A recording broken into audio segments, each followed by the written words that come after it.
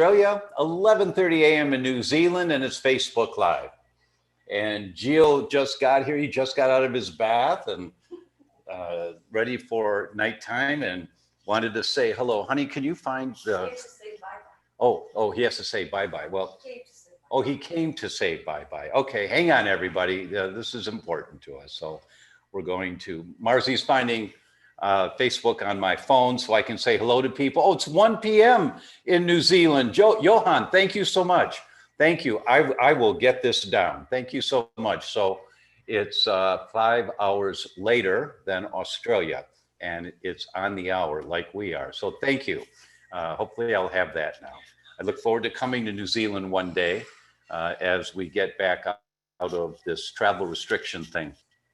Okay, so it's Facebook Live and our power just went out. Ann, are you still there? Yep. Okay, oh, it wasn't the power, okay? It was just the lighting went out.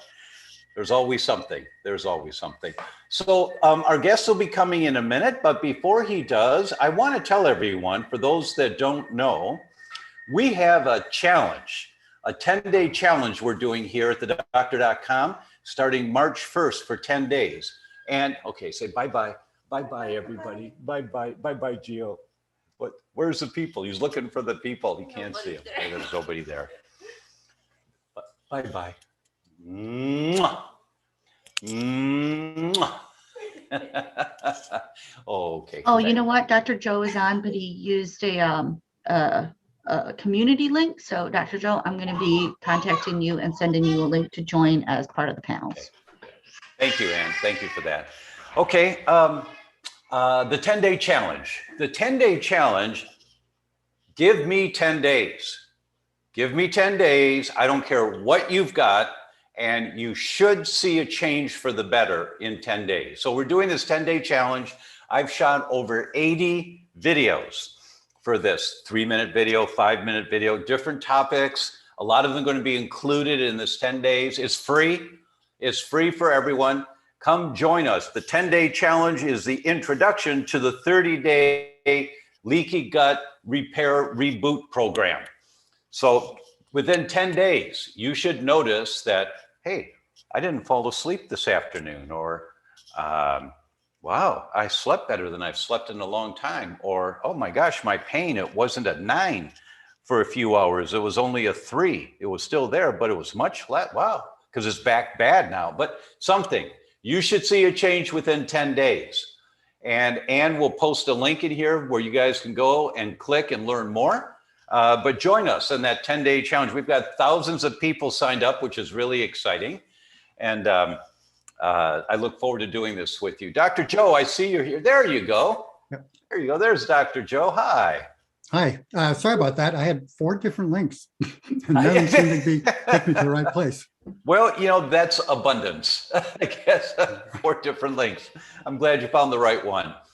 So let me start by introducing everyone to our special guest tonight. Dr. Joe Pizzorno is not only my friend, but my mentor. That when I wanted to really understand more about detoxification and how the toxins in our environment are impacting on us, and try to wrap my head around kind of a bigger picture as opposed to the individual studies by themselves, Dr. Joe is the go-to guy in the world. He's also the founder of Bastyr University, the #1 school, in my opinion, for naturopathic education in the world. And they now have a second campus in San Diego, same quality education. And he is one of the founding charter members, I think I can say, for the Institute for Functional Medicine, where I've been on faculty for 10 or 11 or 12 years or something. Dr. Pizzorno is a good friend, a mentor, a brilliant guy who can speak in everyday language with such a kind voice that, you know, my voice can be a little direct at times. Dr. Joe is always just so kind in delivering this mind-crashing information where you go, what? What did you just say? So Dr. Joe, welcome, and thanks for being here with us tonight. Well, Dr. Tom, thank you for the very kind introduction. Yes, yes. So Dr. Pizzorno and his wife, Lara, joined me in a Facebook Live a couple of months ago. And at that time, when it was over, it was all about osteoporosis. Their new book is out on osteoporosis, and I highly recommend it. Anyone who has had a thought about the quality of their bones and what they can do to ensure maintaining high quality or rebuilding higher quality bones, that is the go-to book. And the title of that book again, Dr. Pizzorno? Healthy Bones, Healthy You. Healthy Bones, Healthy You. So it's on Amazon. It's doing great. A lot of people are writing comments about it. When I read it, I learned a number of things that I didn't know. So I recommend everyone pick that book up. But after that Facebook Live, after the Zoom was turned off, we stayed on for a minute. And Dr. Joe said, Dr. Tom, have me back on to talk about unimportant molecules. And I said, oh, anything you like, of course. And then when we hung up, I said, unimportant molecules. Whoa, this is going to be good. This is going to be good. Because Dr. Pizzorno, when he focuses in on something, it's a topic that we all wish we had known about a long time ago and are very grateful that we've got it now. So let's just dive in. Dr. Pizzorno, what do you mean by unimportant molecules? Well, thanks for the opportunity to talk about it. Obviously, it's a bit facetious, but it grabs attention. So, Tom, like you, I look at a lot of research. I've been involved in medicine now for literally over half a century.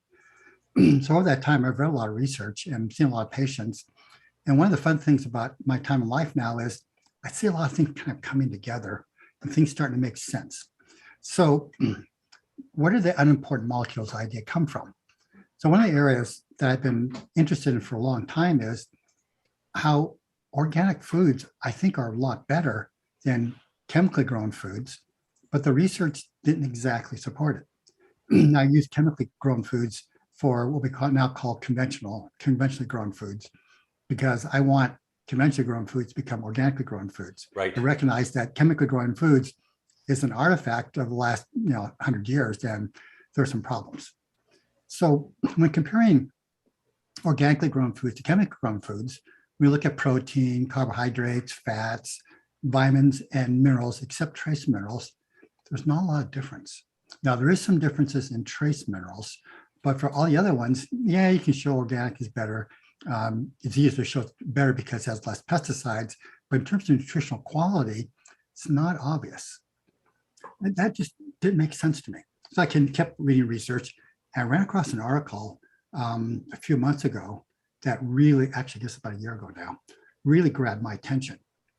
Because this article was looking at other things in food than vitamins and minerals.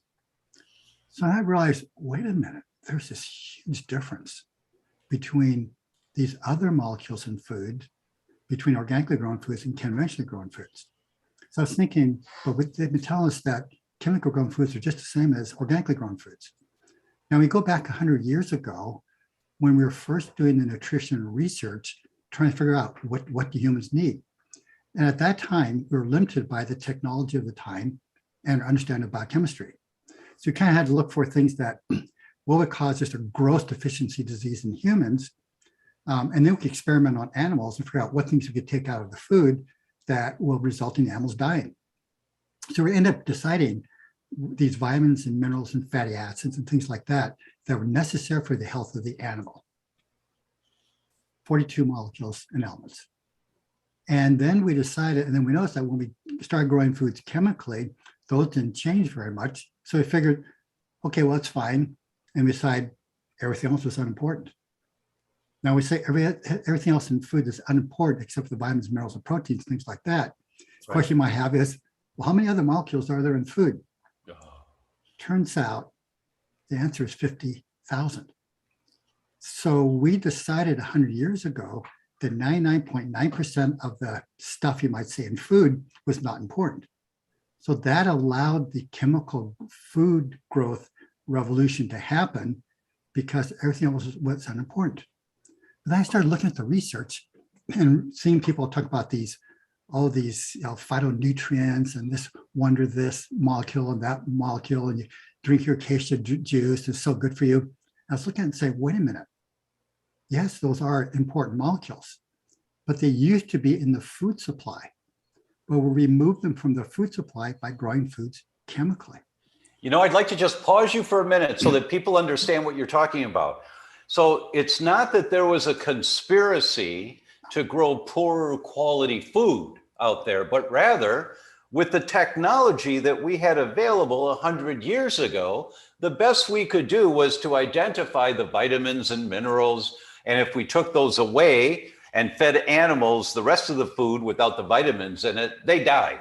So we thought those were the important things, and the technology wasn't good enough to go any further than that. Now, I'm going to add a little icing on the cake here, because when I talk about rebuilding a healthy microbiome and about intestinal permeability, the leaky gut, I always include making your own applesauce, because apples are high in pectin when you make your applesauce yourself, not so much the commercial ones, but apples are high in pectin, and pectin feeds arguably one of the most important enzymes in our gut, intestinal alkaline phosphatase, IAP. So when you have a little bit of applesauce every day, you increase your IAP, which lowers cholesterol, lowers triglycerides, stabilizes blood sugar, reduces the exhaust of bad bacteria called LPS by 74% from getting into the bloodstream. So all these great things happen when you have enough IAP, and IAP increases with applesauce. And so I show those studies about all of that. And then the last study I show is that the organic apples have 35 to 54% polyphenols in them than the conventional apples do. So people hear little bits and pieces, but you're putting it together now in a way. And I just want to give them that one thing to grab onto right away. Two things, actually. One, it wasn't a conspiracy to produce cheaper food that was lower in quality. They just didn't have the technology to identify these compounds and understand how beneficial they were for humans. Well said. Very well said. And looking at the apple ones that you mentioned, you know the old saying, an apple a day keeps the doctor away? Right, right. You know, there's surprising truth to that. And let me talk about one molecule. So you talk about the fiber and the other factors which are important. There's also a thing called Fluorotin, which is a flavonoid. Now, why might Fluorotin be of importance? So if you look at Fluorotin, for example, in tomato, I don't have data on apples, organically grown versus conventionally grown, but I do have data on tomatoes. When you grow a tomato chemically rather than organically, you get about 90% less Fluorotin. You might say, well, why is that important? Nope, that's not a required nutrient. Yeah, not a required nutrient for life. Looks like it's important for health, though. And all these other unimportant molecules important for health. So looking at Fluorotin, this is where a bunch of threads of research start coming together. So as you know, I lecture literally all over the world on how environmental toxins have become the primary drivers of chronic disease. It's very clear. They're by far the worst. And the worst of the toxins is arsenic. And I've been wondering, how come people aren't paying more attention to arsenic? Because you look at arsenic, it looks like in the US, there's US numbers, there's human US numbers. It's not experimental, it's not some foreign country, it's not some animal study, human data. 1/4 to 1/3 of all cancers, or the major cancers, are due to arsenic. Wow. 20% of fatal cardiovascular disease is due to arsenic. 20% of diabetes is due to arsenic. Most people don't realize that 1/3 of the population in the United States have arsenic levels known to increase the risk of disease. But here's the kicker. It's okay, so we're exposed to arsenic. So how does arsenic cause cancer? Well, it causes cancer by damaging our DNA. Because we know when the DNA gets damaged, we increase the risk for cancer. Now, there's other factors involved as well, of course, but DNA damage is a big factor. Well, it turns out we have mechanisms for protecting the DNA from arsenic damage. And one of those mechanisms is Fluorotin, the bioflavonoid in food, and it's not there anymore. Yeah. So now arsenic, which has been with us for quite some time, is becoming ever more toxic because our ability to protect ourselves from it has been diminished. And so I'm now seeing more and more of these connections between the loss of a molecule from the natural food supply and increasing susceptibility to environmental toxins. And you're connecting the dots of the mechanisms by which they are increasing the incidence of very dangerous diseases. Yes. We're starting to see the mechanisms. Yes. I'm going to pause for a moment and say hello to a few people, if I may, because it's always fun to acknowledge the people that have come on board. First to Gracie. Hello, Gracie. Gracie is 9 years old and she watches Facebook Live for theDr.com every week. To Gracie and her family, thank you guys so much for joining us. They're in Iowa and we had a nice conversation last week. I won't forget that conversation. So hello, Gracie, and hello to everyone out there. Let me start with Judith asks, how much applesauce a day? Well, Judith, I tell people a tablespoon a day is better than none. And you, of course, can have more. But the idea is consistency, just a little bit every day, not once every few weeks. So I recommend you make applesauce with your family, with your kids. If you have young kids, wash it, always organic. And especially because apples are part of the dirty dozen. They're some of the fruits and vegetables that have the highest amounts of toxic chemicals when they're conventional. So always get organic. If you cannot get organic, one of the things that you can do, if you really want apples anyway, is you buy them, but then you go to My Green Fills, and we'll put the link in here for you, mygreenfills.com, and you buy their veggie wash. And they've got the data that you remove 94 to 97% of the waxes and the chemicals on the outside of the fruit and vegetable just by putting it, you get a little wash tub of water, you go shopping, you come home with your apples, you put them in there, rinse them off and let them sit in the drying rack to dry for a minute, before you put it in the refrigerator. Broccoli, just dip it in there, hold it for a couple of seconds, swish it around once or twice, and you wash off a lot of these toxic chemicals. And we're going to ask Dr. Joe about that in more detail, because I'm sure he's got more information on that. But you take the apples, don't peel them, dice them up, get rid of the seeds, put them in a pot. And if there's apples this high in the pot, you add 1/3 that height of water, add some cinnamon to it, maybe a couple of raisins, turn it on high to boil, 10 to 14, 15 minutes, you got applesauce. It's that easy to do. I like the cinnamon in there. And if you have young kids, they like a few raisins in there. Marzi, when she makes it, she'll wait till it cools off a little bit. Then she puts it in the blender to blend it up so it's really creamy. I like it a little chunky. I'll also do it creamy if she does it, but either way is fine. So that's something that you can do that always will help calm down the inflammation in your gut, always. And that's just one little thing you can do. So thanks for that question. James here from Boston. There's Dorada's here from New York. Peggy says, hi, West Bloomfield, Michigan. It's where my family lives, in West Bloomfield. Hi, Peggy. Wanda's on Long Island. Alice says, look forward to the link for the challenge. Great, it's coming, Allison. Ann will be sure to put it there. And it goes on and on. The guy from New Zealand, I can't find him on the moment here. Barb's in Washington Township, Michigan. Brenda's in Kentucky. Antoinette's in Ellsworth, Maine. Amal's here and says, hi from windy, I think Amal's in Chicago, but it says windy ... So I'm sure it's the Windy City. And the list goes on and on. So Dr. Joe, thank you so much. And can I ask you that question about if you have to use conventional fruits and vegetables, because that's what you have access to, how do you recommend people deal with that? Yeah, that's a very, very important question. So obviously, I recommend people buy organically grown foods, not just because they're less contaminated, but because they have so much more of all these other molecules that are critically important for health. Right. But if you do have to eat conventionally chemically grown foods, you can wash them. And there are a number of solutions that can be done. So for the healthcare professionals in the audience, my book, The Clinical Environmental Medicine, has it in a table where they actually look at various kinds of washes to see what gets rid of these pesticides from the surface of foods. That textbook needs to be on your shelf, right behind your chair, so you can turn around and grab it, right? Yeah. So, yeah, thank you. Yeah, obviously I have a commercial interest, but I think every healthcare professional should have that textbook because the amount of damage being done by environmental toxins is just terrible. Matter of fact, I'm working on a lecture right now due tomorrow, so got to crank some midnight oil here. Anyway, looking at prenatal environmental medicine, and it's scary. Yeah. I know it's a lot off the topic. I'll get back to our topic in a second.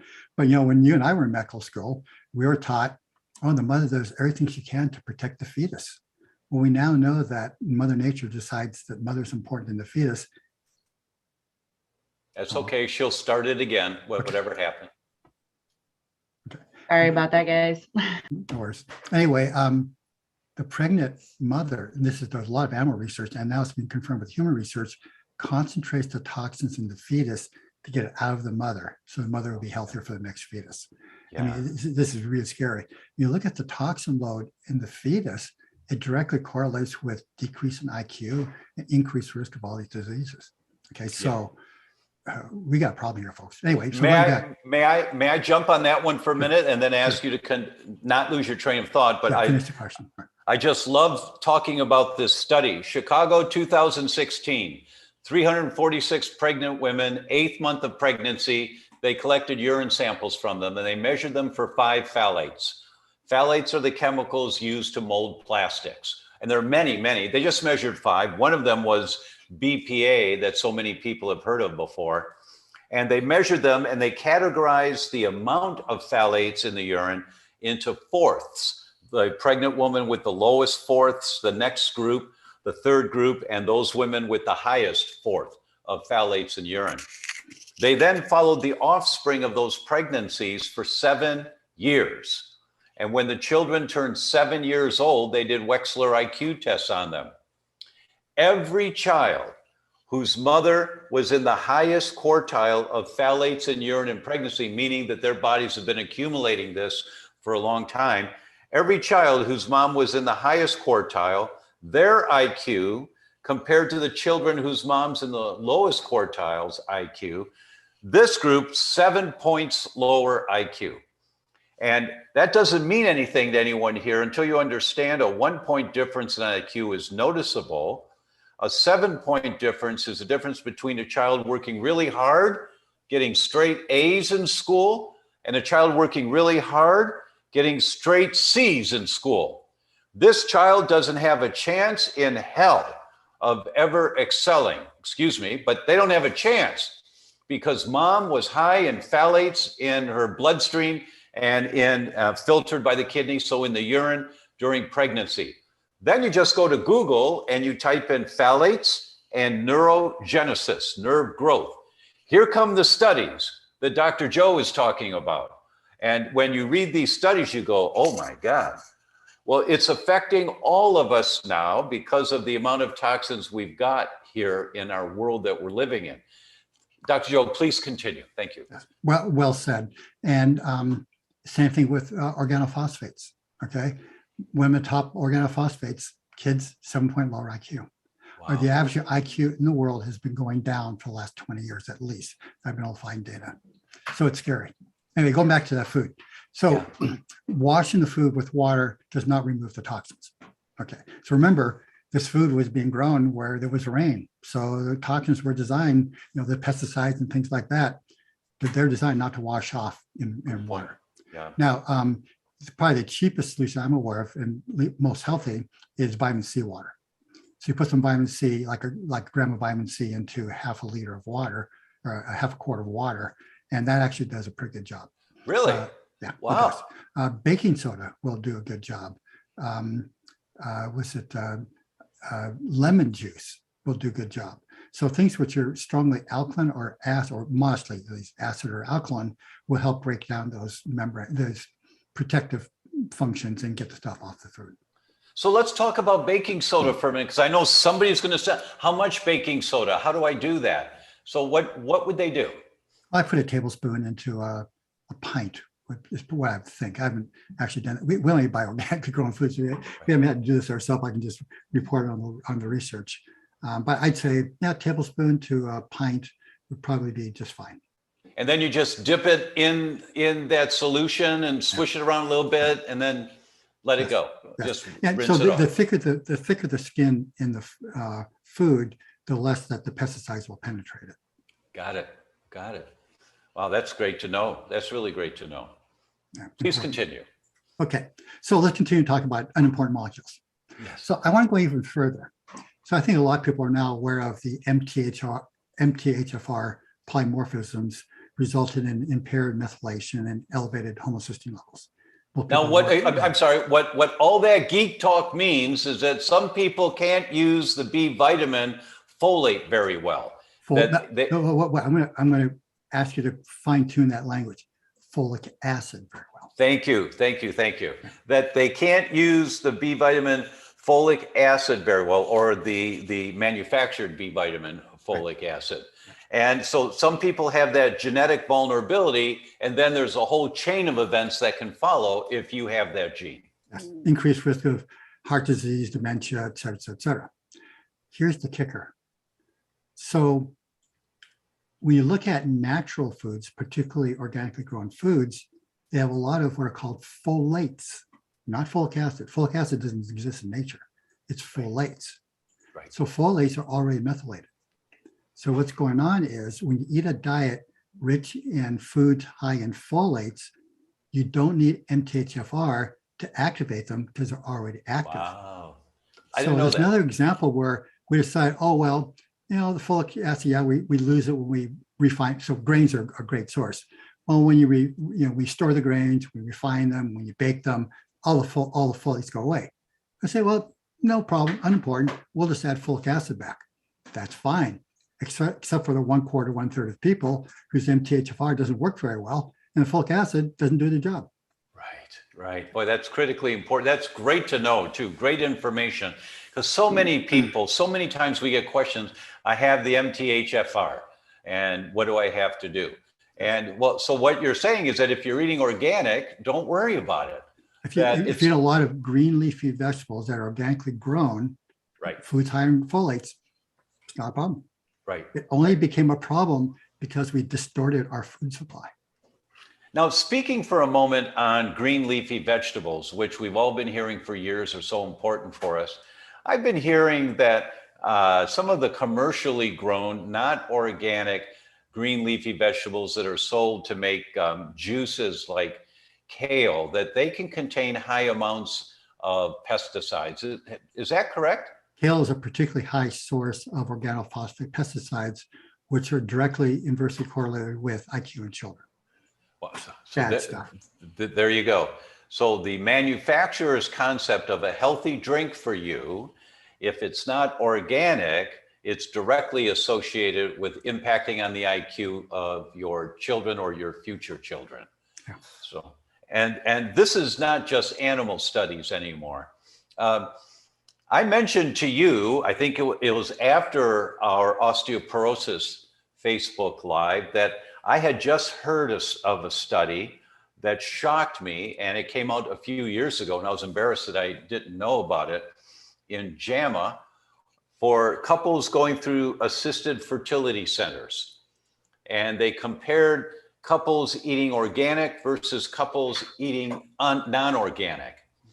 And the conclusion was the couples that were eating conventional fruits and vegetables, and they divided them into 4 categories: conventional fruits and not too many, some, more, and the most.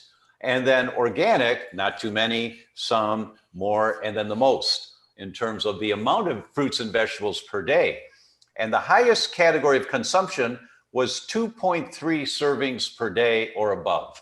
And that's not very much at all, 2.3 servings. But if you were eating 2.3 servings of conventional fruits and vegetables, thinking you're doing the Mediterranean diet, you're eating healthy, those couples at assisted fertility centers paying tens of thousands of dollars to try to get pregnant and have a healthy pregnancy, comparing them to the couples eating 2.3 servings per day or more of organic vegetables, Those eating the conventional had 18% less likelihood of achieving a successful pregnancy and 26% less likelihood of a live birth. Now that dropped my jaw. So 1 out of 4 couples eating the highest amount of fruits and vegetables, trying to be healthier, 26% less likely if they got pregnant that they had a live birth, meaning they had a miscarriage or it was a stillbirth, contributed to most likely by eating conventional fruits and vegetables because of the pesticides and insecticides and metals that are in them. Is that study rare, Dr. Joe, or are we seeing more studies like that? So actually, I was invited by the Integrative Fertility Conference in Vancouver, British Columbia about 5 years ago to give a lecture on environmental medicine and fertility. And so, when they invited me, I said, actually, that's interesting. I want to look into that, look at the research. I was stunned by how much research I found. I ended up with a 90-minute lecture showing that as the level of metals and chemicals go up in the woman as well as in the man, you get increased infertility. So looking at the men, decreased sperm count, and the sperm that they've got is bad, it's damaged. Look at the women, just every aspect of the female reproductive process is inhibited as her levels of metals and chemicals go up. Then they're not able to get pregnant, they go for IVF, and guess what? They're much, at the higher the levels of toxins, the more failures they get with the artificial insemination.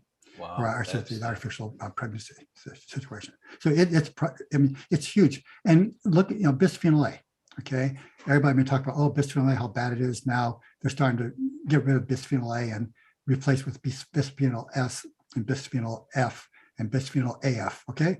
Well, you look at bisphenol S levels and 50% of the unexplained infertility in men is explained by high levels of bisphenol S. Wow. Okay. Wow. So I can give you example after example. As these toxins go up, it just wrecks everything. But it's not only getting pregnant and having a vital fetus, but how about the health of that child? Yeah. So you start looking at the health of the children, and like I said, I'm just finishing this lecture. The toxin levels go up, the health of that child goes down, IQ goes down. It's scary stuff. It's really very, very scary. We have a question here from Hannah. If I eat a large quantity of leafy greens every day, which would contain K1, do I still need to take a K2 supplement? Thank you.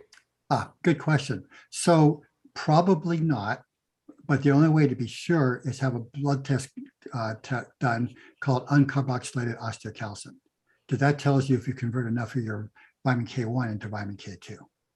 And that has a great deal to do with bone health, doesn't it? Critical for bone health. As my dear wife Laura says, vitamin D tells your body to absorb calcium, but vitamin K2 makes sure the calcium goes in the right place. If you get enough K2, I don't know if you get as much of a kick and frustration as I do out of this, but you look at so many studies done by conventional medicine to try to discredit natural medicine and dietary supplements. So you want to prove that calcium and vitamin D don't work? Fine, give people a lot of calcium and vitamin D and make sure they have no vitamin K2.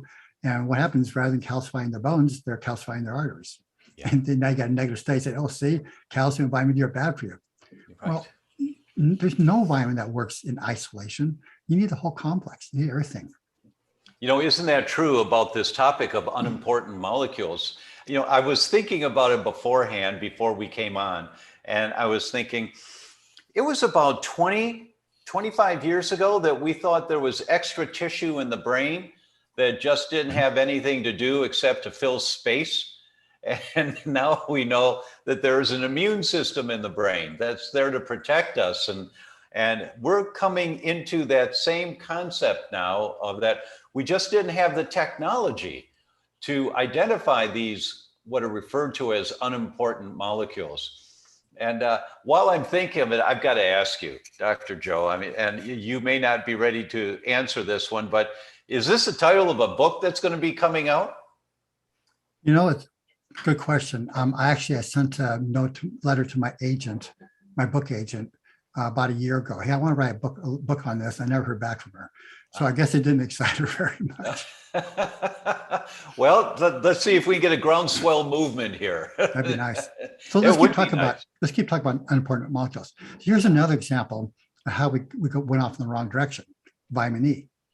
So the early research, when trying to figure out vitamin E, they were using it as an assay for vitamin E, something called the fetal rat absorption assay. So what happens if you have a pregnant rat and you make her deficient in vitamin E, then she'll reabsorb her fetuses. So the way they tested the amount of vitamin E in various foods was with this assay. And it turns out, as they started being able to fractionate the various kinds of vitamin E, they realized that D-alpha tocopherol is the one that works so well. So that's why we started giving people D-alpha tocopherol as vitamin E.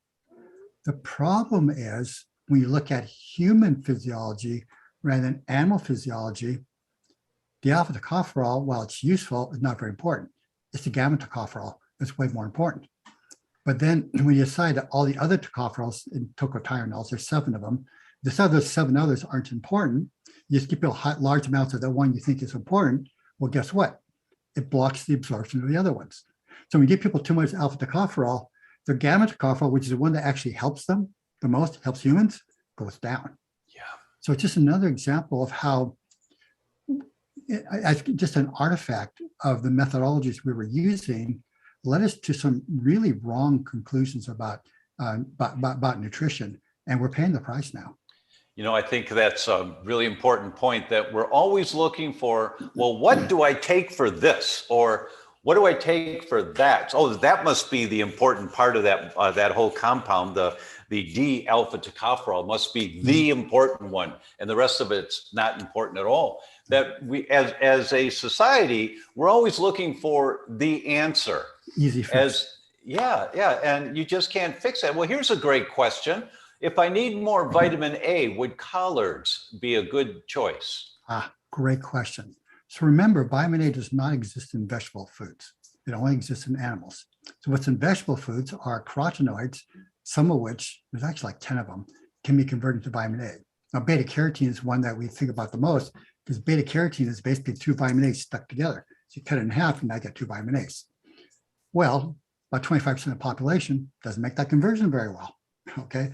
So if you see somebody eats a lot of vegetables and they're looking kind of orange, now it's possible they're consuming a lot of carotenoids, but it also could be they're not converting the carotenoids into vitamin A. Mm-hmm. Well, you know, I'm reminded when I was 21 and my hair was down to my waist and I had a beard and I was a baker in a health food restaurant. You know, I was a baker of all things. You know, me, I was a baker.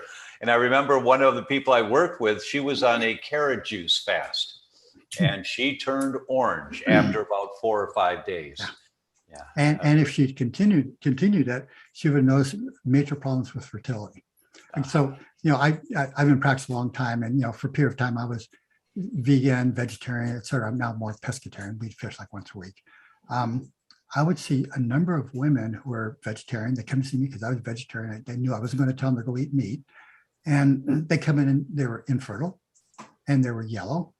And I'd say, I know what's happening. There's something with consuming too much carrot juice that's impairing the ability of the pituitary to give you stimulate the ovaries to give you a fertile egg. I don't know the mechanism. I've periodically looked at it, but every one of them, I got their carotenoid levels down, or I should say, I got their excess carrot juice consumption down, because it might have been something else in the carrot juice, and they got pregnant. Yeah. There's a question from Teresa. I think I'm one of those 25%.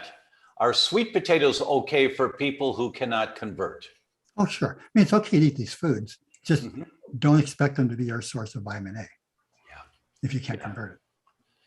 And let's see, Dr. Sue Minsky has a question. What's the best multivitamin recommended for adults? Okay. So conflict of interest, I designed one. So of course I'm going to recommend that. It's called BioFoundation G, and you get it from BioClinic Naturals. So commercial entity. Great, thank you for that.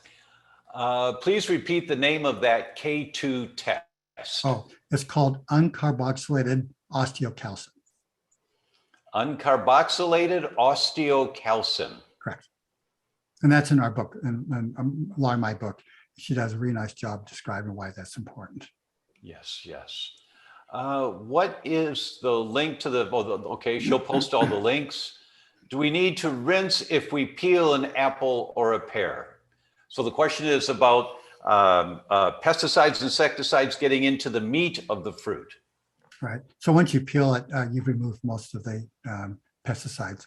Now, of course, you've also removed some of the important nutrients. Right. Right. Good. Okay. Is there anything that helps Dupuytren's contracture or thickened skin tissue? Extremely good question. And I have a patient who reversed her Dupuytren's. Quite impressive. And I'm not sure what happened, but the two things that she did do was, number one, took vitamin A, not carotenoids, took vitamin A, and her skin cancer, most of her skin cancers went away.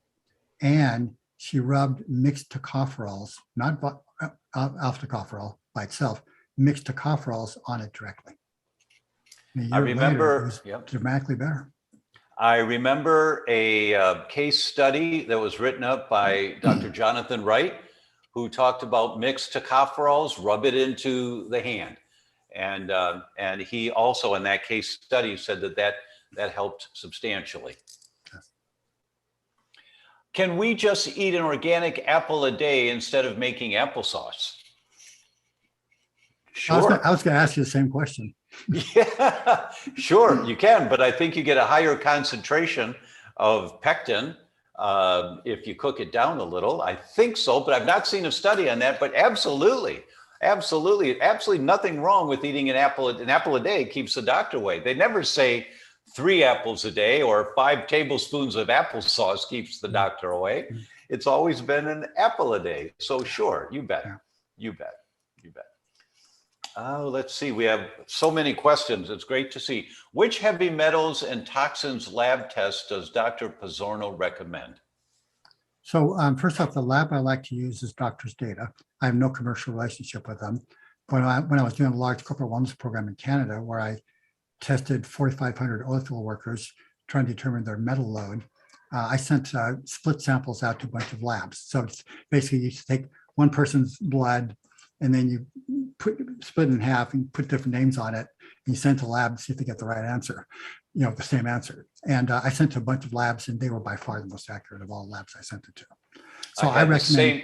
I had the same exact experience with Doctor's Data. I did three labs, and Doctor's Data came back right on the money with both samples under different names, same blood draw, same arm, and the other 2 worlds different. So ever since then, I also been using Doctor's Data. Good people there. They're really committed to doing it properly. I remember one lab, pretty much every sample came back the same, which tells me their lab was so contaminated they couldn't test the heavy metals because their lab was already so contaminated with heavy metals. Oh my. Anyway, so actually I wrote an editorial about 4 years ago where I recommended that the standard of care in primary medicine, doesn't matter who's doing it, everybody should be tested for urinary arsenic and blood lead. Now, I also recommend mercury and cadmium, but lead and arsenic account for about 50% of fatal heart attacks. Okay. I mean, the numbers are just stunning. So everybody gets their cholesterol measured. This is way more sensitive to the problem. And also it tells you why. I mean, sure, you have high levels of cholesterol. Okay, now you take a statin or whatever. It's not the cholesterol that's the problem, unless it's super high. It's the oxidized cholesterol that's the problem. And how does cholesterol get oxidized? Because of toxic metals and toxic chemicals and high homocysteine levels, things like this. Marianne has a question. Lots of greens have oxalates that can hurt the thyroid, right? If taken in high volume. I wish I had a good answer for you. I know there are a lot of people concerned about oxalates. I think there's some situations where oxalates can be a problem, but I think dietary wise, not likely. Now, if you're eating a lot of things that are super high in oxalates, like what's one of my favorites? Rhubarb. Okay, you eat a lot of rhubarb, maybe, but for the general person, I just don't see it. I want to be clear.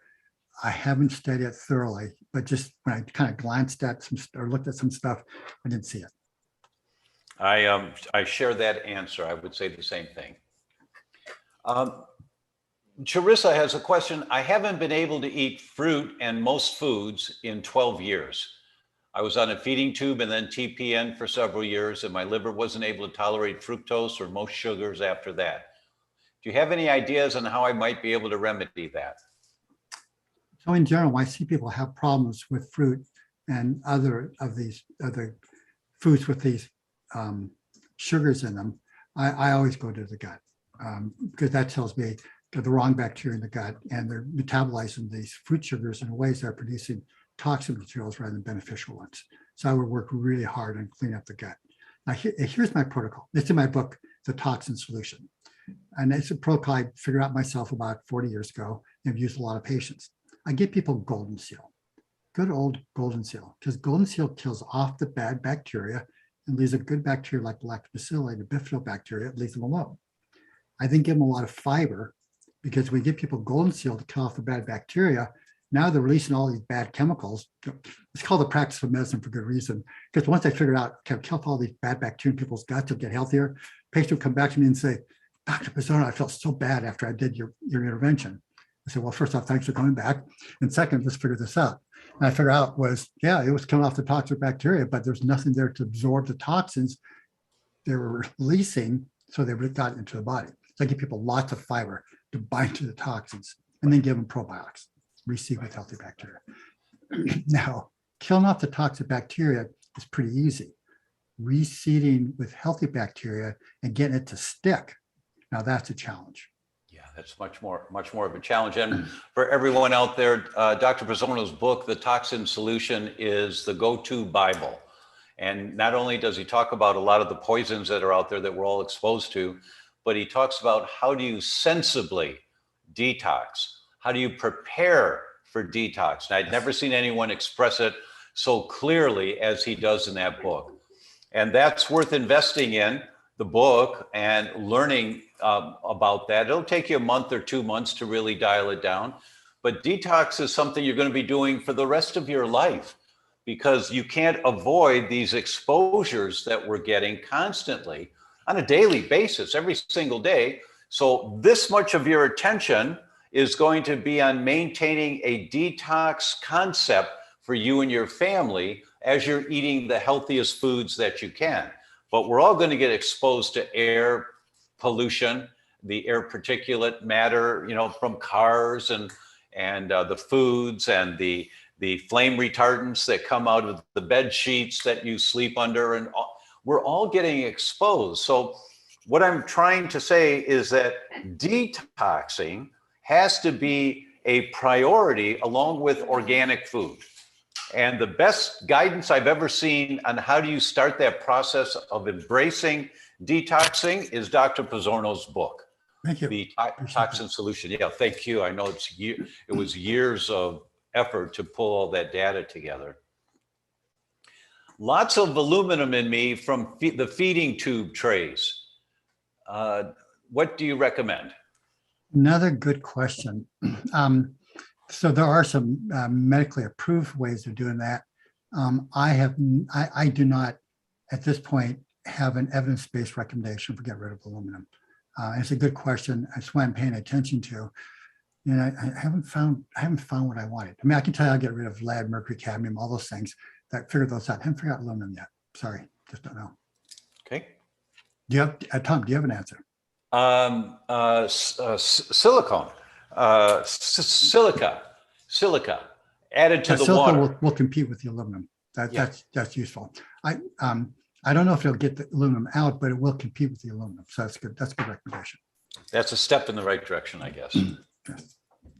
Let's see. Is the apple sugar spiking? Is eating apples sugar spiking? I do keto/carnivore. Well, if you're going to do keto, you're going to have trouble eating fruit. Okay. Now, the apple itself won't give you as much of a sugar elevation, insulin hit as applesauce will. And of course, and don't drink apple juice. Right. because it will give you a hit for sure. Right. Right. Apple cider vinegar for washing vegetables with a question mark. Yeah, it does work. Good. Do we need to rinse if we peel an apple or pear? Well, as before, you don't, but then you lose important nutrients. Do chemical toxins reduce IQs in adults or just in infants and children? Now, so when we're looking at neurotoxins, the neurotoxins in children are actually different than in humans, because in children or the fetuses, is while the brain's developing. So it turns out they are different. So for example, organophosphates are way worse for children than they are for adults. Mm-hmm. Mm-hmm. Isn't spinach full of oxalates? Yes. Mm-hmm. And so this is from Instagram, the question came in. So if they're full of oxalates, should we be avoiding spinach? No, you only run into trouble with oxalates, as near as I can tell, if you eat a lot of them. And that's not just eating spinach, that's eating a lot of foods like rhubarb and things like that, where you get a lot of oxalates. Other than that, I just don't see it as a problem. Now, I want to be clear, I'm not sure about that, okay? I try to be clear about where I see clear research and where I don't see clear research. Yeah. Part of my answer for that question is that spinach is a very common food that someone can be sensitive to. And if you make antibodies to spinach, and you know by doing a blood test for it, if you make antibodies to spinach, the danger with antibodies to foods, when we've crossed a line of tolerance, one of the dangers is something called molecular mimicry. That the antibodies that are going after spinach in your bloodstream, remember your bloodstream is just a highway, everything's going the same direction, but there's no lanes of traffic, right? And everything's bouncing into each other, all like bumper cars at the circus, right?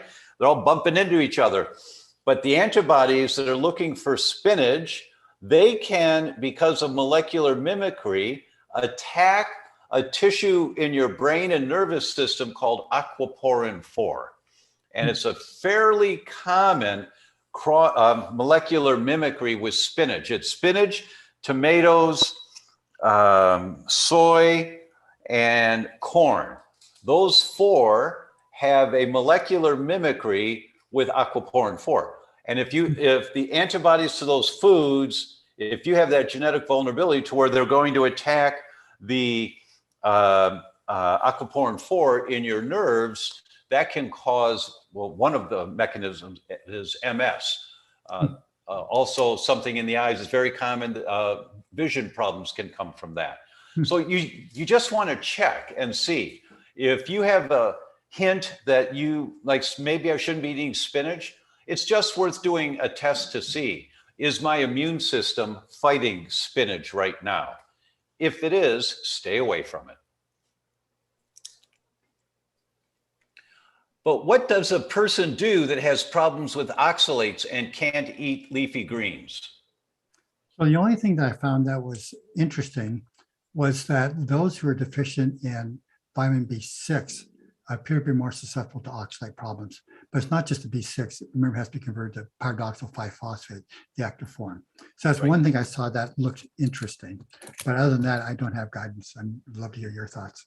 So, and I've done the same thing with P5P, that when people have a oxalate sensitivity, we'll give them some pyridoxal 5-phosphate. That's a B6 type compound, and it seems to help. I don't know what else to do aside from avoiding those foods. How can the average person sort through this? Really good question. Really good question. I've been studying for 50 years. I'm still learning, folks. Yeah. So my recommendation is find people you trust who've tried to read this stuff and digest it and make it understandable and usable. You know, I've devoted my life for doing that. So I recommend to people, if you have a health problem, get my Encyclopedia of Natural Medicine. If you want to detoxify, get my Toxin Solution. And if you have osteoporosis, definitely get Laura, my book, Healthy Bones, Healthy You. I mean, we have just literally hundreds of letters from women who got their bones back by following our protocols. Right? They followed Laura's protocols. She figured it out. Yeah. And Dr. Joe just said it so well, that find someone you trust and then just start listening to them and see how this information feels to you, to give it a shot. And there's not one- just one person, get like 2 or 3, because, there's so many unknowns here. We're gonna have some different opinions. So get some smart people who've studied a lot, seen a lot of patients. If they're saying the same thing, probably good. Yeah. And in the subtitle to my book, You Can Fix Your Brain, the subtitle on the cover is just 1 hour a week to the best memory, productivity, and sleep you've ever had. And it's not a cutesy subtitle. It's the only path to success that I can ensure you that will work. You want to change the direction of your health, you have to change the way you think about your health. If you're going to change your paradigm, the way you think about your health, you have to learn all of these things we're talking about. But it's so overwhelming. If you allocate 1 hour a week, every Tuesday night after dinner, every Sunday morning after services, whenever it is, but every week, you tell your family, don't bother me at this time. I'm studying more on how we can be healthy.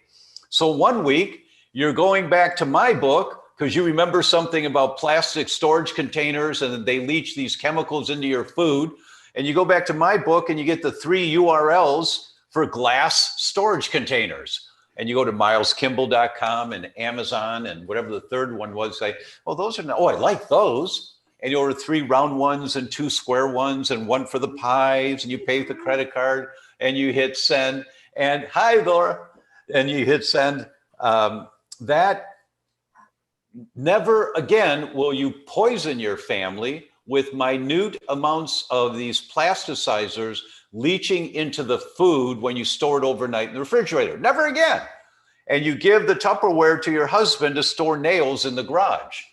But it took an hour to do that one thing, but you'll never have to do it again. Yeah. Next week, you do the same thing for, maybe you go to our website, theDr.com /plants, and you download the handout from NASA about what houseplants absorb toxins in the air. And 2 6-inch houseplants will absorb about 70% of the toxins in the air. And so then you go buy the houseplants. Next week, you do one more thing, but it's going to take you a good 6 months to change your paradigm in how you think. Dr. Joe's been doing this for 50 years. I've been doing it for just over 40 years. We're still learning. Every day we're learning new stuff. But when you change the paradigm, anything that you learn, you now have a frame within which to hold it. So if you give yourself patience and time to learn this information and know that it's going to take you 6 months to a year to learn how to detox because you read the Toxin Solution, to really ensure strong bones because your mother had osteoporosis and so you read the bone health book. But it'll take you 6 months to a year. But just 1 hour a week, that's all. And then you're never overwhelmed, never by this. Well said. Very well said. Great idea. Another question from Instagram. Why are OBs not giving out this information? Because they've not been trained. Right. Not only have they not been trained in it, they've actually been subtly and overtly programmed to believe that standard American diet is just fine. Vitamins aren't very useful unless it's folic acid, which is the wrong one to recommend. And the idea of detoxification and such doesn't make any sense. Right. And they're the product of their training. And their training is designed to, let's not be too pejorative. Modern medicine has a lot of great things that it does. Saves a lot of people's lives. But for everyday health, it's a disaster. Yeah. I would believe certainly almost every person that goes into a medical education goes into it because they want to help humanity. They really want to help. The education system is so terrible. I just did a talk earlier today, and the number of medical students last year identified with either clinical depression or depressive tendencies was 24% of all medical students that they checked. And 11% of them had thoughts of suicide. 11% of all the medical students are thinking about suicide. because the training is so brainwashing and taking you down a path that you only are allowed to think this way. And they're just not taught nutrition. It's not that they don't want to know, they just don't know. And what they're taught is that what they are being taught is the most important thing, and everything else is peripheral. So it's not their fault until a patient comes in with Dr. Pizzorno's book and shows them something, or comes in with my book and shows them something. And there's 350 studies in the back of my book, and probably 700 in the back of Dr. Joe's book. But they see that, and then they try and block it out because it makes them think differently than the way they were trained. So I'm sorry, finish. Yeah, last part for me on this is that when they go into their education, they're pure of heart. When they come out of their education, they're rigid, but still pure of heart. But when they're exposed to the natural medicine and they turn a blind eye, shame on you. Then it's shame on you. And that's when these people come to IFM, when they finally see the light. And Dr. Joe he helped found IFM. And I was in the first class of IFM, along with Mark Hyman. We were in there together, and we sat there, and the guys that come through, all of us just sat there and our jaw drops when we see Dr. Joe and everyone else up there study after study after study and showing us how to think differently. The problem is your OB-GYN hasn't had the opportunity to have that training, and they just don't know. That's a great segue to what I wanted to add to it. One of the most gratifying things for me has been the number of medical doctors, some in tears, who have come to me and said, when I found your textbook of natural medicine, I was reminded of why I got into medicine. And now you've given medicine back to me. Yeah. Because what does our natural medicine do? It believes in the inherent healthiness of the body. And when people are sick, it's because something's blocking that inherent healthiness. Drugs don't give you health. Most drugs just turn off the symptoms of the disease. Now, some drugs like antibiotics, they cure the infection. But most of the drugs being prescribed today, 9 out of the top 10 most commonly prescribed drugs simply turn off the symptoms of the body not working. And what we're saying to people is, wait a minute, let's get the body working properly. Now, you may eventually need some drugs, but that's the last choice, not your first choice. Yeah, amen to that. Amen. Dr. Joe, we've gone over, and we could go. I mean, there's so many questions. People are just really grateful for what they're getting here tonight, and it's always a pleasure. But it is time. I have to keep this as close to an hour as I can. So, how do people find out more about what you're doing in the world and about this topic of unimportant molecules? So, I have an editorial in IMCJ, which is in PubMed. So just put my name in PubMed, and you can read my article on unimportant molecules. And you'll see it's part 1, because I'm going to be writing a part 2 on it. Now, in terms of following me, I'm not very good at the social media stuff. So I've got drpizzorno.com, and I need to update it. Well, thank you so much. It's always a pleasure to be with you. And for everyone out there, thank you for joining us tonight, and we will see you again next week. Bye-bye. Thanks.